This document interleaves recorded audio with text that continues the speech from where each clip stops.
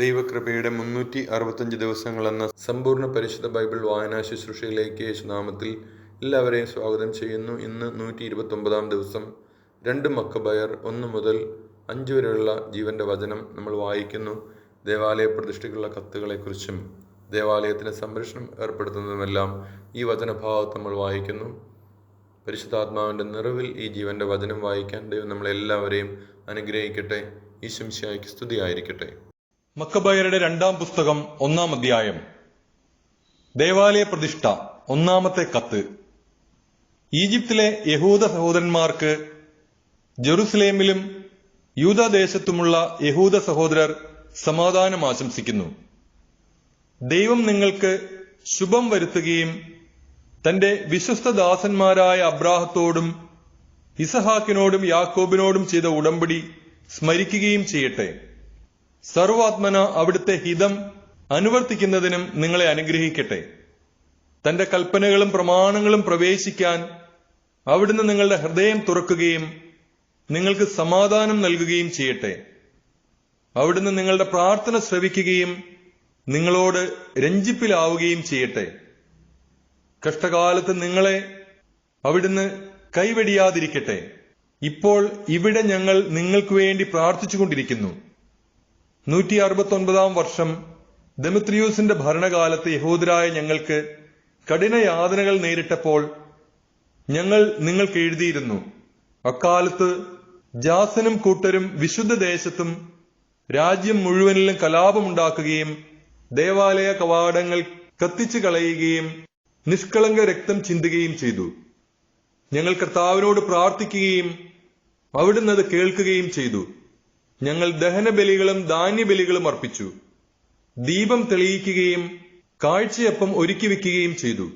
188 വർഷം കിസ്ലേവ് മാസത്തിൽ കൂടാരത്തിരുന്നാൾ ആഘോഷിക്കാൻ നിങ്ങൾ ശ്രദ്ധിക്കണം. 2-ാമത്തെ കത്ത്.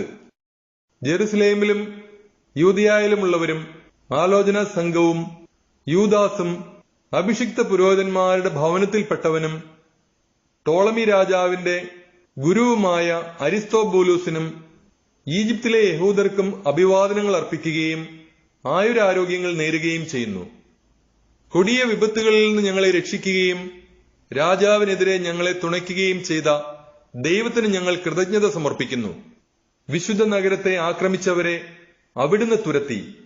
പേർഷ്യയിലെത്തിയ സേനാധിപതിയും അപ്രതിരോധ്യമായ സേനയും നനയാ ക്ഷേത്രത്തിൽ വച്ച് നനയായുടെ പുരോഹിതന്മാരുടെ ചതിപ്രയോഗത്താൽ വധിക്കപ്പെട്ടു. വൻപിച്ച ക്ഷേത്ര നിക്ഷേപം സ്ത്രീധനമായി കൈവശമാക്കാൻ മോഹിച്ച അന്തിയോക്കസ് നനയാദേവിയെ പരിഗ്രഹിക്കാനെന്ന ഭാവേന അനുചരന്മാരുമൊത്ത് അവിടെയെത്തി. ക്ഷേത്ര പുരോഹിതന്മാർ നിക്ഷേപങ്ങൾ അവരുടെ മുൻപിൽ നിരത്തിവച്ചു. അന്തിയോക്കസ് ഏതാനും പേരോടുകൂടെ ക്ഷേത്രവളപ്പിൽ പ്രവേശിച്ച ഉടനെ അവർ വാതിലടച്ചു. മച്ചിലെ ഒളിവാതിൽ തുറന്ന് കല്ലെറിഞ്ഞ് അവർ സേനാധിപതിയെയും അനുയായികളെയും വീഴ്ത്തി. അംഗഭംഗപ്പെടുത്തുകയും തലവെട്ടി പുറത്തുള്ളവർക്ക് എറിഞ്ഞുകൊടുക്കുകയും ചെയ്തു. അധർമ്മികൾക്ക് തക്ക ശിക്ഷ നൽകിയ ദൈവം എല്ലാവിധത്തിലും വാഴ്ത്തപ്പെടട്ടെ.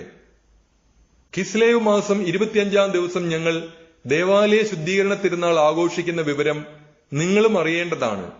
കാരണം കൂടാരത്തിരുനാളും ദേവാലയവും ബലിപീഠവും നിർമ്മിച്ച നെഹമിയ ബലികൾ അർപ്പിച്ചപ്പോൾ നൽകപ്പെട്ട അഗ്നിയുടെ തിരുനാളും നിങ്ങളും ആഘോഷിക്കേണ്ടതാണല്ലോ. നമ്മുടെ പിതാക്കന്മാർ അടിമകളായി പേർഷ്യയിലേക്ക് നയിക്കപ്പെട്ടപ്പോൾ ഭക്തന്മാരായ പുരോഹിതന്മാർ ബലിപീഠത്തിൽ നിന്ന് അല്പം അഗ്നി എടുത്ത് പൊട്ടക്കിണറ്റിൽ ഒളിച്ചുവെച്ചു. അത് രഹസ്യമായിരിക്കാൻ അവർ വേണ്ട മുൻകരുതലുകളും ചെയ്തു. വളരെ കൊല്ലങ്ങൾക്ക് ശേഷം ദൈവകൃപയാൽ പേർഷ്യ രാജാവ് നിയോഗിച്ച നെഹമിയ പുരോഹിതന്മാർ ഒളിച്ചു സൂക്ഷിച്ച അഗ്നി എടുത്തുകൊണ്ടുവരാൻ അവരുടെ പിൻഗാമികളോട് നിർദ്ദേശിച്ചു. അവർ മടങ്ങിവന്ന് അഗ്നി കണ്ടെത്തിയില്ലെന്നും എന്നാൽ ഒരു കൊഴുത്ത ദ്രാവകം കണ്ടെന്നും അറിയിച്ചു. അത് കോരിക്കൊണ്ടുവരാൻ നെഹമിയ ആജ്ഞാപിച്ചു. ബലിവസ്തുക്കൾ ഒരുക്കുമ്പോൾ വിറകിന്മേലും ബലിവസ്തുവിന്മേലും ആ ദ്രാവകം തളിക്കാൻ പുരോഹിതന്മാരോട് അവൻ നിർദ്ദേശിച്ചു. അപ്രകാരം ചെയ്ത് അല്പനേരം കഴിഞ്ഞപ്പോൾ മേഘാവൃതമായിരുന്ന സൂര്യൻ തെളിയുകയും വലിയൊരഗ്നി ആളിക്കത്തുകയും ചെയ്തു. എല്ലാവരും അത്ഭുതപ്പെട്ടു. ബലിവസ്തു ദഹിക്കുമ്പോൾ പുരോഹിതന്മാരും ജനങ്ങളും പ്രാർത്ഥിച്ചുകൊണ്ടിരുന്നു. ജോനാഥാൻ പ്രാർത്ഥന നയിക്കുകയും ജനം നെഹമിയായോടൊത്ത് പ്രതിവചനം ചൊല്ലുകയും ചെയ്തു. അവർ ഇങ്ങനെ പ്രാർത്ഥിച്ചു: സകലത്തിന്റെയും സൃഷ്ടാവും ദൈവവുമായ കർത്താവേ, ഏക രാജാവും ദയാലുവുമായ അങ്ങ് ഭീതികരനും ബലവാനും നീതിമാനും കാരുണ്യവാനുമാണ്. അങ്ങ് മാത്രമാണ് ഉദാരനും നീതിമാനും സർവശക്തനും നിത്യനുമായവൻ. എല്ലാ തിന്മകളിൽ നിന്ന് ഇസ്രായേലിനെ അങ്ങ് രക്ഷിക്കുന്നു. അങ്ങ് ഞങ്ങളുടെ പിതാക്കന്മാരെ തിരഞ്ഞെടുത്ത് വിശുദ്ധീകരിച്ചു. ഇസ്രായേൽ മക്കൾക്ക് വേണ്ടി ഈ ബലി സ്വീകരിക്കുകയും അങ്ങയുടെ ഓഹരിയായ അവരെ കാത്തുരക്ഷിക്കുകയും പവിത്രീകരിക്കുകയും ചെയ്യണമേ. ചിതറിപ്പോയ ഞങ്ങളുടെ ജനത്തെ ഒന്നിച്ചു കൂട്ടുകയും വിജാതിയരുടെ ഇടയിൽ അടിമകളായി തീർന്നവരെ സ്വതന്ത്രരാക്കുകയും ചെയ്യണമേ. നിന്നെതിരെയും പുറന്തള്ളപ്പെട്ടവരെയും കടാക്ഷിക്കണമേ. അവിടുന്നാണ് ഞങ്ങളുടെ ദൈവമെന്ന് വിജാതിയർ അറിയാനിടയാകട്ടെ. മർദ്ദകരെയും അഹങ്കാരം കൊണ്ട് മതിച്ചവരെയും ശിക്ഷിക്കണമേ. മോശ പറഞ്ഞിട്ടുള്ളതുപോലെ അങ്ങയുടെ ജനത്തെ വിശുദ്ധ സ്ഥലത്ത് നട്ടുവളർത്തണമേ. അനന്തരം പുരോഹിതന്മാർ കീർത്തനങ്ങൾ ആലപിച്ചു.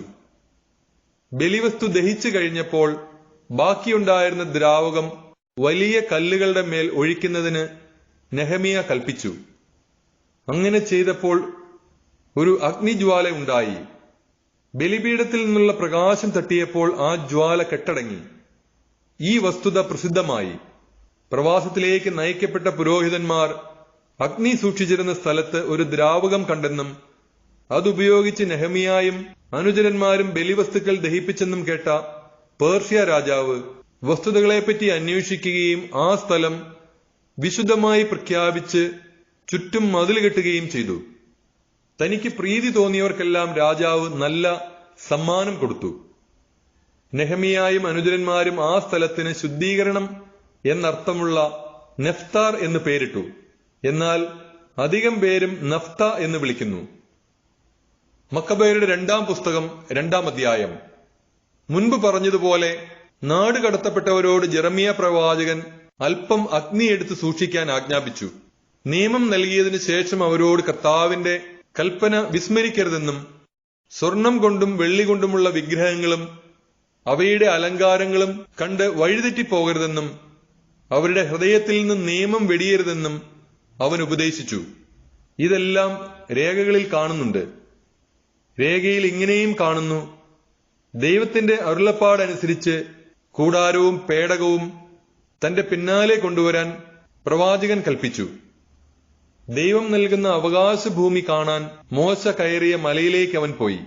അവിടെ ജെറമിയ ഒരു ഗുഹ കണ്ടു.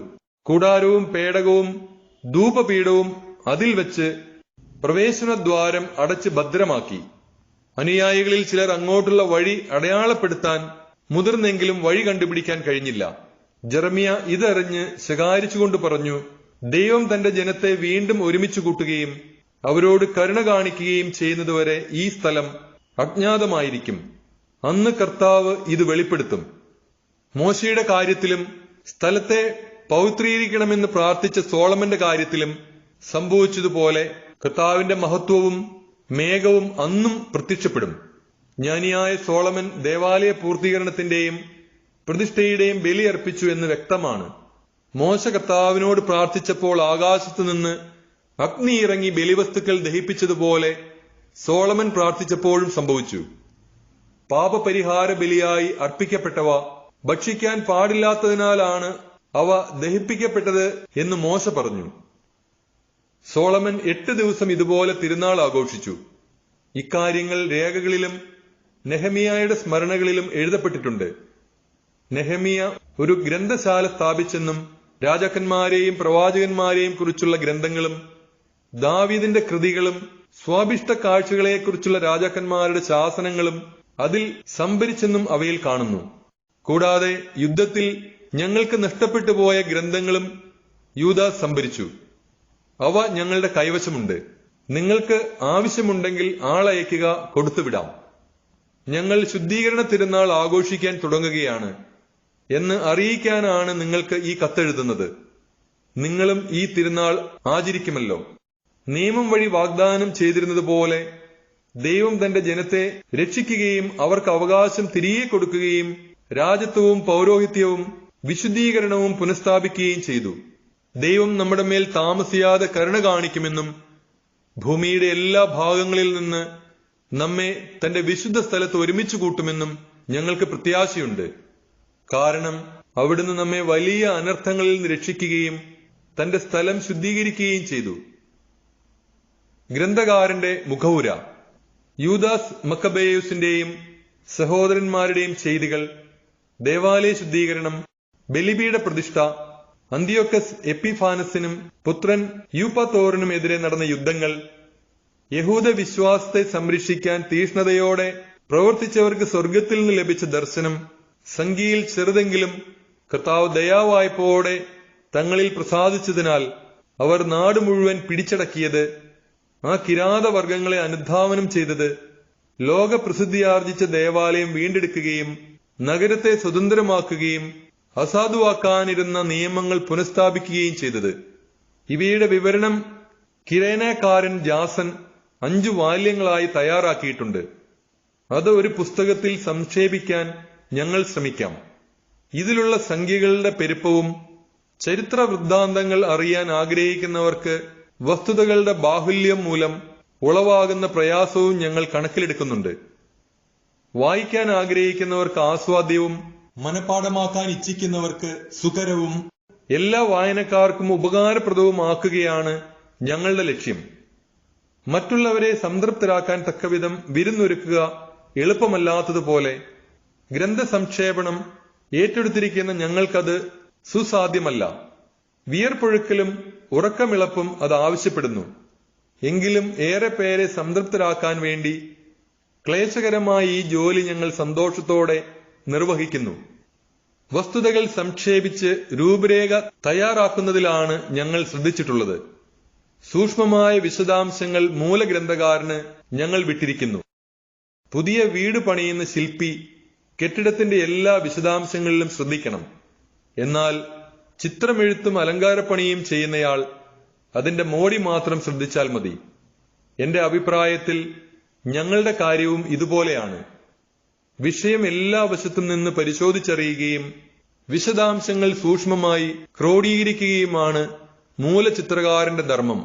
വിവരണം പുനരാഖ്യാനം ചെയ്യുന്നവന് ആവിഷ്കരണത്തിന്റെ സംക്ഷിപ്തതയിൽ ശ്രദ്ധിച്ച് സമ്പൂർണ്ണ വർണ്ണന ഉപേക്ഷിക്കാൻ അവകാശമുണ്ട്. ഈ അടിസ്ഥാനത്തിൽ ഇനി ഏറെയൊന്നും പറയാതെ നമ്മുടെ പ്രതിപാദനം ആരംഭിക്കാം.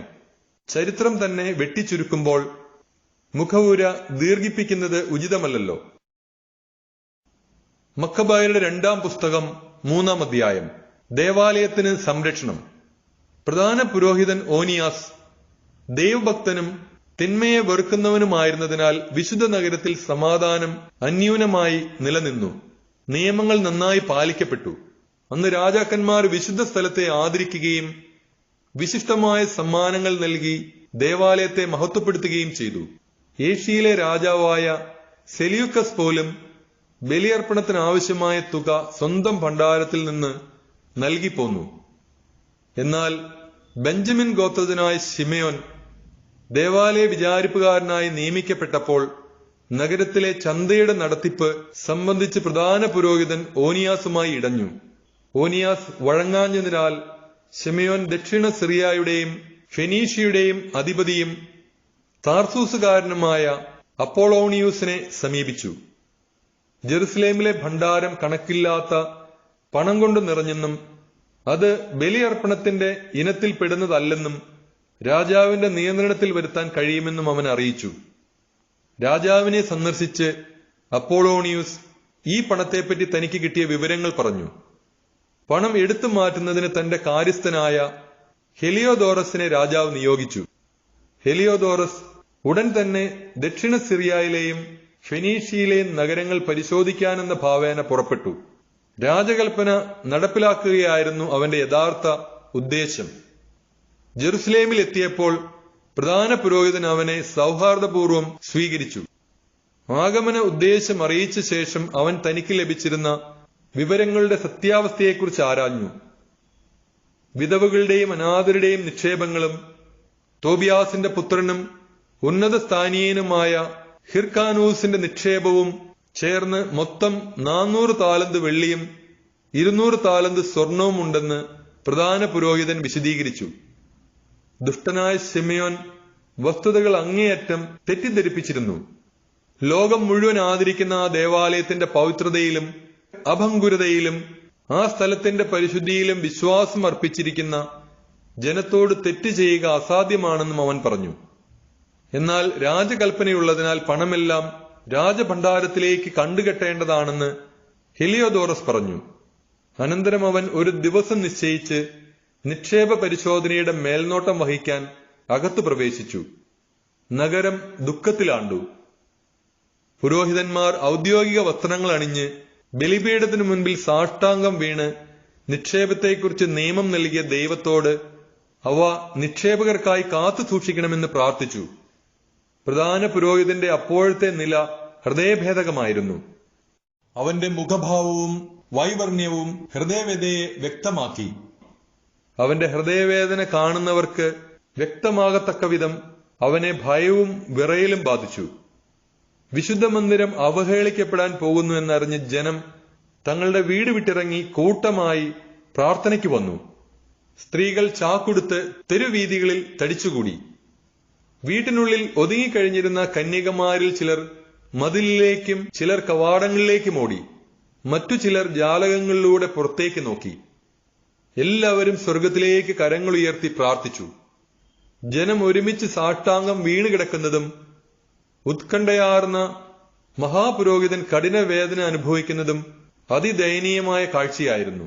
വിശ്വസിച്ചേൽപ്പിച്ച നിക്ഷേപങ്ങൾ ഉടമസ്ഥർക്കു വേണ്ടി കാത്തു സൂക്ഷിക്കണമേ എന്നവർ സർവശക്തനായ കർത്താവിനോട് വിളിച്ചപേക്ഷിക്കുമ്പോൾ ഹെലിയോദോറസ് ലക്ഷ്യത്തിലേക്ക് നീങ്ങിക്കൊണ്ടിരുന്നു.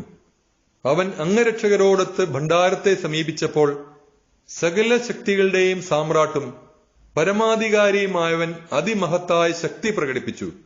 ഹെലിയോദോറസിനെ അനുഗമിക്കാൻ ധൈര്യം കാണിച്ചവർ ദൈവത്തിന്റെ ശക്തി ദർശിച്ച് സ്തബ്ധരും ഭയചകിതരുമായി.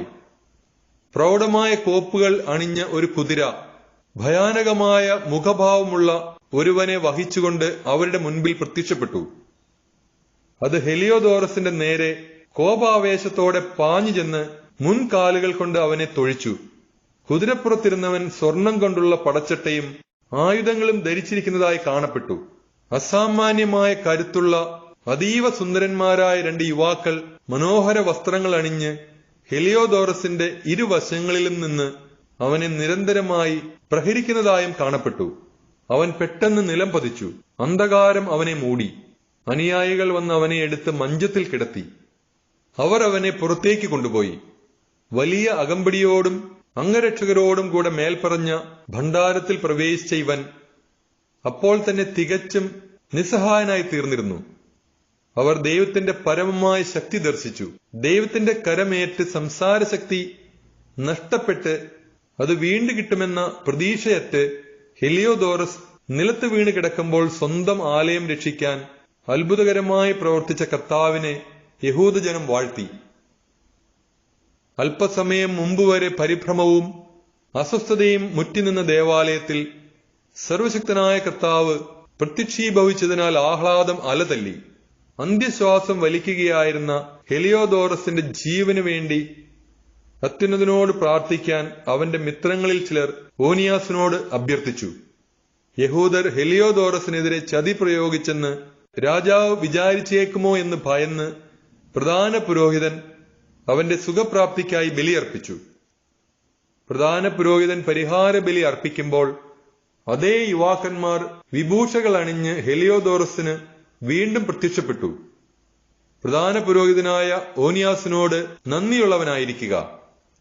അവനെ പ്രതിയാണ് കർത്താവ് നിന്റെ ജീവൻ രക്ഷിച്ചത്. ദൈവത്താൽ പ്രഹരിക്കപ്പെട്ട നീ അവിടുത്തെ മഹത്തായ ശക്തി ലോകം മുഴുവൻ അറിയിക്കുക. ഇത് പറഞ്ഞിട്ട് അവർ അപ്രത്യക്ഷരായി. ഹെലിയോദോറസ് തന്റെ ജീവൻ രക്ഷിച്ച കർത്താവിന് ബലിയർപ്പിക്കുകയും വലിയ നേർച്ചകൾ നേരുകയും ചെയ്തു. അവൻ ഓനിയാസിനോട് വിടവാങ്ങി രാജസന്നിധിയിലേക്ക് സൈന്യസമേതം യാത്രയായി. പരമോന്നതനായ ദൈവം പ്രവർത്തിച്ചതും സ്വനേത്രങ്ങൾ കണ്ടതുമായ കാര്യങ്ങൾക്ക് അവൻ സകല മനുഷ്യരുടെയും മുൻപാകെ സാക്ഷ്യം നൽകി.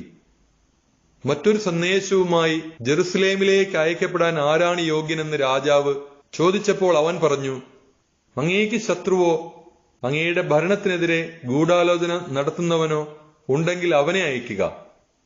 അടിമുടി പ്രഹരമേറ്റിട്ട് രക്ഷപ്പെട്ടാൽ അങ്ങേക്ക് അവനെ തിരിച്ചു കിട്ടും. ദൈവത്തിന്റെ ശക്തി അവിടെ ഉണ്ടെന്ന് തീർച്ച. സ്വർഗസ്ഥനായ ദൈവമാണ് അവിടം കാക്കുന്നതും അതിന് സഹായമെത്തിക്കുന്നതും. അതിനെ ഉപദ്രവിക്കുന്നവരെ അവിടുന്ന് പ്രഹരിച്ച് നശിപ്പിക്കുന്നു. ഇതാണ് ഹെലിയോദോറസിന്റെയും ഭണ്ഡാരം സംരക്ഷിക്കപ്പെട്ടതിന്റെയും കഥ. മക്കബായരുടെ 2-ാം പുസ്തകം 4-ാം അധ്യായം. ഓനിയാസിനെതിരെ ആരോപണങ്ങൾ. ഹെലിയോദോറസിനെ പ്രേരിപ്പിച്ച് അനർത്ഥങ്ങൾക്കിടയാക്കിയത് ഓനിയാസ് ആണെന്ന് ധനത്തെക്കുറിച്ചുള്ള വിവരങ്ങൾ നൽകി സ്വരാജ്യത്തെ വഞ്ചിച്ച പ്രസ്തുത ശിമയോൻ പറഞ്ഞു പരത്തി. നഗരത്തിന്റെ ഉപകാരിയും ജനത്തിന്റെ സംരക്ഷകനും നിയമങ്ങളിൽ തീഷ്ണമതിയുമായ അവനെ ഭരണകൂടത്തെ എതിർക്കുന്ന ഉപജാപകനായി മുദ്രകുത്താൻ അവൻ മടിച്ചില്ല. ഈ വിരോധം വളർന്ന് ശിമയോന്റെ വിശ്വസ്തരായ അനുചരന്മാരിൽ ഒരുവൻ കൊലപാതകങ്ങൾ പോലും നടത്താൻ തുടങ്ങി.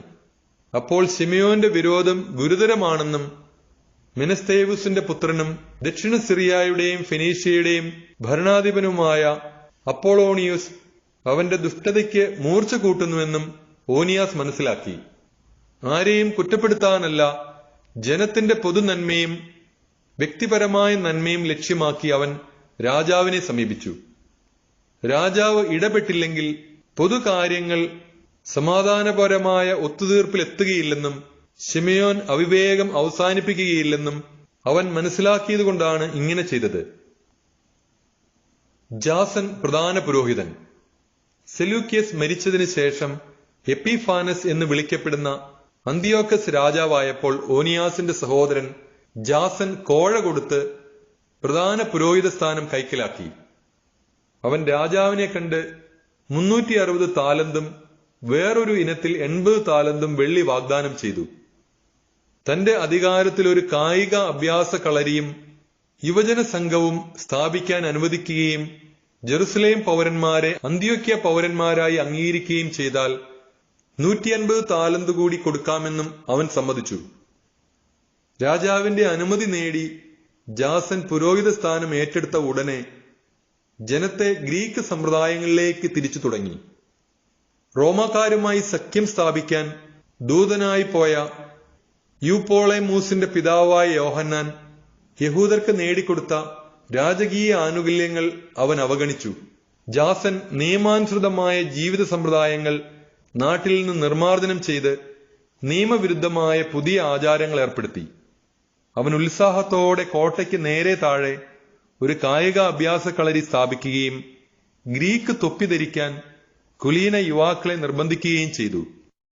അധർമ്മിയും പ്രധാന പുരോഹിതനെന്ന് ഭാവിച്ചവനുമായ ജാസന്റെ അതിരറ്റ ദുഷ്ടത നിമിത്തം ജനം യവന ആചാരങ്ങളും വിദേശീയ സമ്പ്രദായങ്ങളും അങ്ങേയറ്റം വരെ സ്വീകരിച്ചു. പുരോഹിതന്മാർക്ക് ബലിപീഠ ശുശ്രൂഷയിൽ ശുഷ്കാന്തി നശിച്ചു. ചക്രത്തളികയേറിന് സമയമായാലുടൻ പുരോഹിതന്മാർ വിശുദ്ധ മന്ദിരത്തെ അവഗണിക്കുകയും ബലിയർപ്പണത്തിൽ അനാസ്ഥ കാണിക്കുകയും ചെയ്തുകൊണ്ട് പരിപാടികളിൽ സംബന്ധിക്കാൻ മത്സരരംഗത്തേക്ക് കുതിക്കുകയായി. പിതാക്കന്മാർ വിലമതിച്ചതെല്ലാം അവർ പുച്ഛിച്ചു തള്ളുകയും ഗ്രീക്കുകാർ ആദരിച്ചതെല്ലാം വിലമതിക്കുകയും ചെയ്തു. തന്മൂലം അവർ കൊടിയ വിപത്തുകളിൽ അകപ്പെട്ടു. അവർ മാനിക്കുകയും അന്യൂനം അനുകരിക്കാൻ ഇച്ഛിക്കുകയും ചെയ്ത ജീവിത സമ്പ്രദായങ്ങളുടെ ഉടമകൾ ശത്രുക്കളായി തീർന്ന് അവരെ ശിക്ഷിച്ചു. ദൈവിക നിയമങ്ങളോട് അനാദരം കാണിക്കുന്നത് നിസ്സാരമല്ല. ഭാവി സംഭവങ്ങൾ ഈ വസ്തുത തെളിയിക്കും. ടേറിൽ രാജാവിന്റെ സാന്നിധ്യത്തിൽ ചതുർവാർഷിക മത്സരങ്ങൾ നടക്കുമ്പോൾ നീചനായ ജാസൻ അന്ത്യോക്യ പൗരന്മാരായി ജെറുസലേമിൽ നിന്ന് തിരഞ്ഞെടുത്ത ദൂതന്മാരെ ഹെർക്കുലീസിന് ബലിയർപ്പിക്കാൻ 300 ദ്രാഗ്മ വെള്ളിയുമായി അങ്ങോട്ടയച്ചു. പണം കൊണ്ടുപോയവർ അത് ഹെർക്കുലീസിന് ബലിയർപ്പിക്കാൻ ഉപയോഗിക്കുന്നത് അനുചിതമെന്ന് കരുതി മറ്റൊരു കാര്യത്തിന് വിനിയോഗിച്ചു. പണം കൊടുത്തയച്ചവൻ അതുകൊണ്ട് ഹെർക്കുലീസിന് ബലിയർപ്പിക്കാനാണ് ഉദ്ദേശിച്ചതെങ്കിലും അത് കൊണ്ടുപോയവർ ചെറിയ പായ്ക്കപ്പൽ നിർമ്മിക്കാനാണ് ഉപയോഗിച്ചത്. ഈജിപ്തിൽ ഫിലെമെത്തോറിന്റെ കിരീടധാരണത്തിൽ സംബന്ധിക്കാൻ മെനസ്തേവൂസിന്റെ പുത്രൻ അപ്പോളോണിയൂസ് അയക്കപ്പെട്ടപ്പോൾ ഫിലെമൊത്തോറിന് തന്നോട് ശത്രുതയുണ്ടെന്ന് അന്തിയോക്കസ് മനസ്സിലാക്കി. അവൻ തന്റെ സുരക്ഷിതത്വത്തിനു വേണ്ട നടപടികൾ സ്വീകരിച്ചു. ജോപ്പായിൽ എത്തിയതിനു ശേഷം അവൻ ജെറുസലേമിലേക്ക് യാത്ര തിരിച്ചു. ജാസനും നഗരവാസികളും അവനെ അത്യാഡംബരപൂർവ്വം പന്തങ്ങളോടും ആർപ്പുവിളികളോടും കൂടെ സ്വീകരിച്ചു. അനന്തരം അവൻ സൈന്യസമേതം ഫെനീഷ്യയിലേക്ക് നീങ്ങി. മെനേലാവൂസ് പ്രധാന പുരോഹിതൻ. 3 വർഷം കഴിഞ്ഞ് ജാസൻ മുൻപ് പറഞ്ഞ ശിമയോന്റെ സഹോദരൻ മെനേലാവൂസിനെ രാജാവിന്റെ അടുത്ത് പണം എത്തിക്കാനും സുപ്രധാന കാര്യങ്ങളെക്കുറിച്ചുള്ള രാജാവിന്റെ തീരുമാനം അറിയാനുമായി അയച്ചു. രാജസന്നിധിയിലെത്തിയ മെനേലാവൂസ് രാജാവിനെ അധികാരഭാവത്തോടെ പുകഴ്ത്തുകയും ജാസനേക്കാൾ 300 താലന്ത് വെള്ളി കൂടുതൽ വാഗ്ദാനം ചെയ്ത് പ്രധാന പുരോഹിത സ്ഥാനം സ്വന്തമാക്കുകയും ചെയ്തു. രാജതിട്ടൂരം നേടി മടങ്ങിയെത്തിയ അവന് പ്രധാന പുരോഹിത സ്ഥാനത്തിനു വേണ്ട ഗുണങ്ങളൊന്നുമില്ലായിരുന്നു. ക്രൂരനായ സ്വേച്ഛാധിപതിയുടെ ഉഗ്രകോപവും വന്യമൃഗത്തിന്റെ ക്രൂരതയും മാത്രമുണ്ടായിരുന്നു. സ്വസഹോദരനെ സ്ഥാനഭ്രഷ്ടനാക്കിയ ജാസൻ സ്ഥാനഭ്രഷ്ടനാക്കപ്പെട്ടു. അവന് അമ്മോൻ നാട്ടിലേക്ക് പലായനം ചെയ്യേണ്ടതായും വന്നു. മെനേലാവൂസ് പുരോഹിത സ്ഥാനം കൈയേറ്റെങ്കിലും വാഗ്ദാനം ചെയ്ത തുക രാജാവിന് ക്രമമായി കൊടുത്തില്ല. കോട്ടയുടെ അധിപനും നികുതി പിരിക്കാൻ ചുമതലപ്പെട്ടവനുമായ സൊസ്ത്രാത്തൂസ് അവനോട് പണം ആവശ്യപ്പെട്ടുകൊണ്ടിരുന്നു. ഇക്കാര്യത്തെ ചൊല്ലി രാജാവ് ഇരുവരെയും വിളിച്ചു വരുത്തി. പുറപ്പെടുന്നതിനു മുൻപ് മെനേലാവൂസ് സ്വസഹോദരൻ ലിസിമാക്കൂസിനെ പ്രധാന പുരോഹിതന്റെ ചുമതല ഏൽപ്പിച്ചു. സൊസ്ത്രാത്തൂസ് തനിക്ക് പകരം സൈപ്രസ് ഗണത്തിന്റെ സേനാധിപനായ ക്രാത്തേസിനെ നിയോഗിച്ചു. ഓനിയാസ് വധിക്കപ്പെടുന്നു. ഇക്കാലത്ത് രാജാവ് തന്റെ ഉപനാരിയായ അന്തിയോക്കീസിന് താർസൂസ്, മള്ളൂസ് എന്നീ നഗരങ്ങൾ സമ്മാനിച്ചതിനാൽ അവിടെ ജനങ്ങൾ കലാപമുണ്ടാക്കി. അതിനാൽ രാജാവ് ഉന്നത സ്ഥാനീയനായ അന്ത്രാനിക്കൂസിനെ തന്റെ ചുമതലകൾ ഏൽപ്പിച്ചിട്ട് ലഹളയൊതുക്കാൻ അതിവേഗം യാത്രയായി. പറ്റിയ സന്ദർഭമെന്ന് കണ്ട് മെനേലാവൂസ് ദേവാലയത്തിലെ സ്വർണപാത്രങ്ങളിൽ ചിലത് മോഷ്ടിച്ച് അന്ത്രാനിക്കൂസിന് നൽകി. മറ്റു പാത്രങ്ങൾ അവൻ ടൈറിനും സമീപ നഗരങ്ങൾക്കും വിറ്റുകഴിഞ്ഞിരുന്നു. ഇതറിഞ്ഞ ഓനിയാസ് അന്ത്യോക്യയ്ക്ക് സമീപമുള്ള ഓഫ്നയിലെ വിശുദ്ധ മന്ദിരത്തിലേക്ക് മാറിയതിനു ശേഷം ഈ പ്രവൃത്തികൾ പരസ്യമാക്കി. അതിനാൽ ഓനിയൂസിനെ വധിക്കാൻ മെനേലാവൂസ് അന്ത്രാനിക്കൂസിനെ രഹസ്യമായി പ്രേരിപ്പിച്ചു. അന്ത്രാനിക്കൂസ് ഓനിയാസിനെ സമീപിച്ച് വലത് കരങ്ങൾ ചേർത്ത് വഞ്ചനാപൂർവം ശപഥം ചെയ്തു. ഓനിയാസ് അപകടം ശങ്കിച്ചെങ്കിലും അവനെ വിശുദ്ധ മന്ദിരത്തിന് പുറത്തു കൊണ്ടുവരാൻ അന്ത്രാനിക്കൂസിന് കഴിഞ്ഞു. അവൻ നീതിയെക്കുറിച്ച് തെല്ലും വിചാരമില്ലാതെ ഓനിയാസിനെ വധിച്ചു.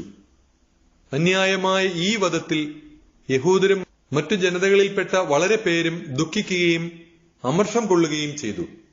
രാജാവ് കിലീക്കിയ ദേശത്തുനിന്ന് മടങ്ങിയെത്തിയപ്പോൾ നഗരത്തിലെ യഹൂദർ ഓനിയാസിന്റെ അകാരണ വധത്തെക്കുറിച്ച് പരാതി ബോധിപ്പിച്ചു. ഗ്രീക്കുകാരും ഈ ആക്രമണത്തിലുള്ള തങ്ങളുടെ അമർഷം പ്രകടിപ്പിച്ചു. അന്തിയോക്കസ് പരേതന്റെ പരിപാകതയും സൽസ്വഭാവവും അനുസ്മരിച്ച് മനോവ്യതയും സഹതാപവും പൂണ്ട് കരഞ്ഞു. പെട്ടെന്ന് കോപം ജ്വലിക്കുകയും അന്ത്രാനിക്കൂസിന്റെ ചെങ്കുപ്പായം ഉരിഞ്ഞു കളയുകയും മേലങ്കി വലിച്ചു കീറുകയും ചെയ്തു.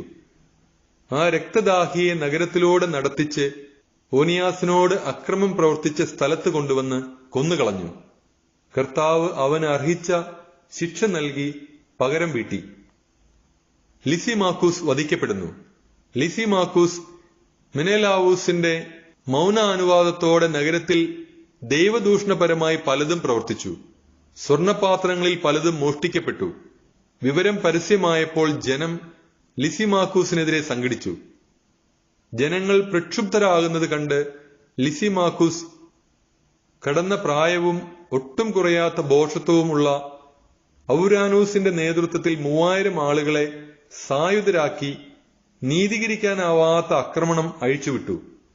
ലിസിമാക്കൂസ് ആക്രമിക്കുന്നെന്ന് കണ്ടയുടനെ യഹൂദരിൽ ചിലർ അവിടവിടെ കിടന്ന കല്ലുകളും തടിക്കഷ്ണങ്ങളും മറ്റു ചിലർ ചാരവും എടുത്ത് കണ്ടപാടെ ലിസിമാക്കൂസിന്റെയും അനുയായികളുടെയും നേർക്ക് വലിച്ചെറിഞ്ഞു. അങ്ങനെ അവർ പലരെയും മുറിവേൽപ്പിച്ചു, ചിലരെ കൊന്നു, എല്ലാവരെയും തുരത്തി. ദേവാലയ ചോരനെ ഭണ്ഡാരത്തിന് സമീപം വെച്ച് വധിച്ചു. ഈ കാര്യത്തെ പ്രതി മെനേലാവൂസിനെതിരെ കുറ്റാരോപണങ്ങൾ ഉയർന്നു. രാജാവ് ടൈറിലെത്തിയപ്പോൾ കാര്യാലോചന സമിതി നിയോഗിച്ച 3 പേർ വസ്തുതകൾ അവനെ അറിയിച്ചു. പതനം സുനിശ്ചിതമെന്ന് ഗ്രഹിച്ച മെനേലാവൂസ് രാജാവിനെ സ്വാധീനിക്കാൻ ധോറിമെനേസിന്റെ പുത്രൻ ടോളമിക്ക് സാരമായ കോഴ വാഗ്ദാനം ചെയ്തു. ടോളമി കാറ്റുകൊള്ളാനെന്ന ഭാവേന രാജാവിനെ സ്തംഭനിരകളുടെ അടുത്തേക്ക് നയിച്ച് മനസ്സു മാറ്റാൻ പ്രേരിപ്പിച്ചു. തുടർന്ന് രാജാവ് സർവ്വദുഷ്ടതകൾക്കും കാരണമായ മെനേലാവൂസിനെ ആരോപണങ്ങളിൽ നിന്ന് മോചിപ്പിച്ചു. ആ നിർഭാഗ്യന്മാരെ മരണത്തിനേൽപ്പിക്കുകയും ചെയ്തു. അവർക്കാകട്ടെ ഷിദ്ധ്യാക്കാരുടെ മുൻപാകെ വാദിച്ചാൽ പോലും മോചനം ലഭിക്കുമായിരുന്നു. നഗരത്തിനും ഗ്രാമങ്ങൾക്കും വിശുദ്ധ പാത്രങ്ങൾക്കും വേണ്ടി വാദിച്ചവർ നീതിക്ക് നിരക്കാത്ത ശിക്ഷ അനുഭവിച്ചു. തെയർ നിവാസികൾ പോലും ഈ പാതകത്തോടുള്ള വെറുപ്പ് വ്യക്തമാക്കാൻ വേണ്ടി അവരുടെ ശവസംസ്കാരം ആഡംബരപൂർവം നടത്താൻ സഹകരിച്ചു. എന്നാൽ മെനേലാവൂസ് അധികാരികളുടെ അത്യാഗ്രഹം നിമിത്തം പൗരോഹിത്യ പദവിയിൽ തുടർന്നു. അവൻ ദുഷ്ടതയിൽ വളർന്ന് സ്വജനത്തിനെതിരായ ഗൂഢാലോചനയിൽ മുഴുകി. മക്കബായരുടെ 2-ാം പുസ്തകം 5-ാം അധ്യായം. ജാസന്റെ മരണം. ഇക്കാലത്ത് അന്തിയോക്കസ് രണ്ടാമതും ഈജിപ്തിനെ ആക്രമിച്ചു. ജെറുസലേം നഗരത്തിന് മുകളിൽ 40 ദിവസം ദർശനമുണ്ടായി.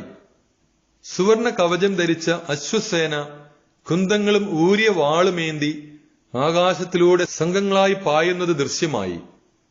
കുതിരപ്പട അണിനിരന്നു. ആക്രമണവും പ്രത്യാക്രമണവും എല്ലായിടത്തും. പരിചകൾ വീശി. കുന്തങ്ങളും ശൂലങ്ങളും ചുഴറ്റിയെറിഞ്ഞു. സ്വർണ വിഭൂഷകൾ തിളങ്ങി. പടച്ചട്ടകൾ മിന്നി. ആ ദൃശ്യം ശുഭശകുനമായി തീരാൻ എല്ലാവരും പ്രാർത്ഥിച്ചു. അന്തിയോക്കസ് അന്തരിച്ചു എന്നൊരു വ്യാജശ്രുതി പരന്നു. ജാസൻ 1000-ൽ കുറയാത്ത സൈന്യത്തെ ശേഖരിച്ച് നഗരത്തിൽ മിന്നലാക്രമണം നടത്തി. അവർ കോട്ടയിൽ സ്ഥാനമുറപ്പിച്ചിരുന്ന സേനയെ തോൽപ്പിച്ച് നഗരം പിടിച്ചടക്കി. മെനേലാവൂസ് കോട്ടയിൽ അഭയം തേടി. ജാസൻ സഹപൗരന്മാരെ ഇടവിടാതെ കൊന്നൊടുക്കി. സ്വജനങ്ങളെ വധിച്ചു നേടുന്ന വിജയം ഏറ്റവും വലിയ നിർഭാഗ്യമാണെന്നവൻ മനസ്സിലാക്കിയില്ല. ശത്രുക്കളുടെ മേലാണ് സ്വജനത്തിന്റെ മേലല്ല വിജയക്കൊടി നാട്ടുന്നതെന്ന് അവൻ സങ്കൽപ്പിച്ചു. പക്ഷേ ഭരണം കൈക്കലാക്കാൻ അവന് കഴിഞ്ഞില്ല. ഉപജാപം കൊണ്ട് അപമാനം മാത്രമേ നേടാൻ കഴിഞ്ഞുള്ളൂ. അവന് അമ്മോന്യരുടെ ദേശത്തേക്ക് വീണ്ടും പലായനം ചെയ്യേണ്ടി വന്നു. അവന്റെ അവസാനം അതിദയനീയമായിരുന്നു. അറേത്താസ് എന്ന അറബി രാജാവിന്റെ മുൻപിൽ അവനെതിരെ കുറ്റം ആരോപിക്കപ്പെട്ടു. ജനങ്ങളാൽ അനുധാവനം ചെയ്യപ്പെട്ട അവൻ നഗരത്തിൽ നിന്ന് നഗരത്തിലേക്ക് പലായനം ചെയ്തു. നിയമലംഘകനായ അവനെ സർവരും വെറുത്തു. സ്വരാജ്യത്തിന്റെയും സ്വസഹോദരരുടെയും ഘാതകനായ അവന്റെ നേരെ എല്ലാവർക്കും അറപ്പു തോന്നി. ഒടുവിൽ അവൻ ഈജിപ്തിലേക്ക് നിഷ്കാസിതനായി. സ്പാർത്താക്കാരുമായുള്ള ചാർച്ച നിമിത്തം അവിടെ അഭയം ലഭിക്കുമെന്ന് പ്രത്യാശിച്ച് അങ്ങോട്ടവൻ കപ്പൽ കയറി. വളരെ പേരെ നാടുകടത്തിയ അവൻ പ്രവാസിയായി തന്നെ മരിച്ചു. പല മൃതർക്കും സംസ്കാരം നിഷേധിച്ച് അവൻ വിലപിക്കാൻ ആരുമില്ലാതെ മരിച്ചു. സംസ്കാരമോ പിതാക്കന്മാരുടെ ശവകുടീരത്തിൽ ഇടമോ അവന് ലഭിച്ചില്ല. ദേവാലയം കൊള്ളയടിക്കപ്പെടുന്നു. സംഭവങ്ങൾ കേട്ട രാജാവ് യൂദയ കലാപത്തിലാണെന്ന് ധരിച്ച് ജ്വലിക്കുന്ന കോപത്തോടെ ഈജിപ്തിൽ നിന്ന് വന്ന് മിന്നലാക്രമണം നടത്തി നഗരം പിടിച്ചടക്കി. വഴിയിൽ കാണുന്നവരെയും വീടുകളിൽ അഭയം തേടുന്നവരെയും നിർദ്ദയം വധിക്കാൻ അവൻ ഭടന്മാർക്ക് കൽപ്പന നൽകി. അങ്ങനെ യുവാക്കളും വൃദ്ധരും വധിക്കപ്പെട്ടു. ബാലകരും സ്ത്രീകളും കുട്ടികളും വാൾനിരയായി. കന്യകകളും ശിശുക്കളും കൊല്ലപ്പെട്ടു. 3 ദിവസം കൊണ്ട് 80,000 പേരെ അവൻ നാമാവിശേഷരാക്കി. നേർക്കുനേരെയുള്ള പോരാട്ടത്തിൽ 40,000-ത്തെ കൊലപ്പെടുത്തി. അത്രയും പേരെ അടിമകളായി വിറ്റു. ഇതുകൊണ്ടും തൃപ്തി വരാത്ത അന്തിയോക്കസ് നിയമലംഘകനും രാജ്യദ്രോഹിയുമായ മെനേലാവൂസിന്റെ സഹായത്തോടെ ലോകത്തിലെ ഏറ്റവും പരിശുദ്ധമായ ദേവാലയത്തിൽ പ്രവേശിക്കാൻ ധൈര്യപ്പെട്ടു. അവൻ തന്റെ മലിന കരം കൊണ്ട് വിശുദ്ധ പാത്രങ്ങൾ എടുത്തു. വിശുദ്ധ സ്ഥലത്തിന്റെ മഹിമയും പൂജ്യതയും വർദ്ധിപ്പിക്കാൻ രാജാക്കന്മാർ അർപ്പിച്ചിരുന്ന സ്വാഭിഷ്ട കാഴ്ചകൾ പങ്കില കരങ്ങളാൽ അവൻ തൂത്തുവാരി. നഗരനിവാസികളുടെ പാപം നിമിത്തം കർത്താവ് അല്പനേരത്തേക്ക് കുപിതനായി സ്ഥലത്തെ അവഗണിച്ചതാണെന്ന് അഹങ്കാരത്തള്ളലാൽ അന്തിയോക്കസിന് ഗ്രഹിക്കാനായില്ല. അവർ അനവധി പാപങ്ങളിൽ മുഴുകിയിരുന്നില്ലെങ്കിൽ അന്തിയോക്കസ് വന്നയുടനെ കർത്താവ് അവനെ പ്രഹരിച്ച് അവിവേകത്തിൽ നിന്ന് പിന്തിരിപ്പിക്കുമായിരുന്നു. അങ്ങനെയാണല്ലോ ഭണ്ഡാര പരിശോധനയ്ക്ക് സെല്യൂക്യസ് നിയോഗിച്ച ഹെലിയോദോറസിന് സംഭവിച്ചത്. കർത്താവ് വിശുദ്ധ സ്ഥലത്തിനു വേണ്ടി ജനത്തെ തിരഞ്ഞെടുക്കുകയല്ല, ജനത്തിനു വേണ്ടി സ്ഥലം തിരഞ്ഞെടുക്കുകയാണ് ചെയ്തത്. അതിനാൽ ജനത്തിന്റെ കഷ്ടതകളിലും ഐശ്വര്യത്തിലും ആ സ്ഥലവും പങ്കുചേർന്നു. സർവശക്തൻ ക്രോധത്താൽ പുറംതള്ളിയതിനെ പരമോന്നതനായ അവിടുന്ന് ജനത്തോട് അനുരഞ്ജനപ്പെട്ടപ്പോൾ അതിന്റെ സർവമഹത്വത്തിലും പുനഃസ്ഥാപിച്ചു. അഹങ്കാരോന്മത്തനായ അന്തിയോക്കസ് കരയിൽ നീന്താനും കടലിൽ ഓടാനും കഴിയുമെന്ന് കരുതി. ദേവാലയത്തിൽ നിന്ന് 1800 താലന്ത് കൈക്കലാക്കി. അന്ത്യോക്യയിലേക്ക് തിടുക്കത്തിൽ പോയി. ജനങ്ങളെ പീഡിപ്പിക്കാൻ അവൻ ദേശാധിപതികളെ നിയോഗിച്ചു. ഫ്രീജിയക്കാരനും സ്വഭാവത്തിൽ തന്നേക്കാൾ കിരാതനുമായ ഫിലിപ്പിനെ ജെറുസലേമിലും അന്ത്രാനിക്കൂസിനെ ഗിരിസിമിലും നിയോഗിച്ചു. അവർക്ക് പുറമെ മെനേലാവോസിനെയും നിയമിച്ചു. അവൻ മറ്റാരെയുംകാൾ കൂടുതലായി സഹപൗരന്മാരുടെ മേൽ സ്വേച്ഛാധികാരം പ്രയോഗിച്ചു. യഹൂദ പൗരന്മാരുടെ നേരെയുള്ള ദുഷ്ടത നിമിത്തം അന്തിയോക്കസ് പ്രായപൂർത്തിയായ പുരുഷന്മാരെ കൊല്ലാനും സ്ത്രീകളെയും ബാലകരെയും അടിമകളായി വിൽക്കാനും ആജ്ഞാപിച്ച് മിസിയരുടെ നായകനായ അപ്പോളോണിയൂസിനെ 20,000 സൈനികരുമായി അയച്ചു. ഇവൻ ജെറുസലേമിലെത്തി വിശുദ്ധ സാബത്ത് ദിവസം വരെ സഖ്യം നടിച്ച് കാത്തിരുന്നു. അന്ന് യഹൂദർ ജോലിയിൽ നിന്ന് വിരമിച്ചിരിക്കുന്നത് കണ്ട് അവൻ സൈനികരോട് ആയുധധാരികളായി അണിനിരന്ന് നീങ്ങാൻ ആജ്ഞാപിച്ചു. അവരെ കാണാൻ പുറത്തിറങ്ങിയവരെ വാളിന് ഇരയാക്കിയതിനു ശേഷം സായുധ ഭടന്മാരോടുകൂടെ അവൻ നഗരത്തിലേക്ക് തള്ളിക്കയറി വളരെ പേരെ വധിച്ചു. എന്നാൽ യൂദാസ് മക്കബയൂസ് 9 സുഹൃത്തുക്കളുമായി കാട്ടിൽ അഭയം തേടി. മലിനരാകാതിരിക്കാൻ വേണ്ടി കാട്ടുസസ്യങ്ങൾ ഭക്ഷിച്ച് അവർ വന്യമൃഗങ്ങളെപ്പോലെ മലകളിൽ ജീവിച്ചു.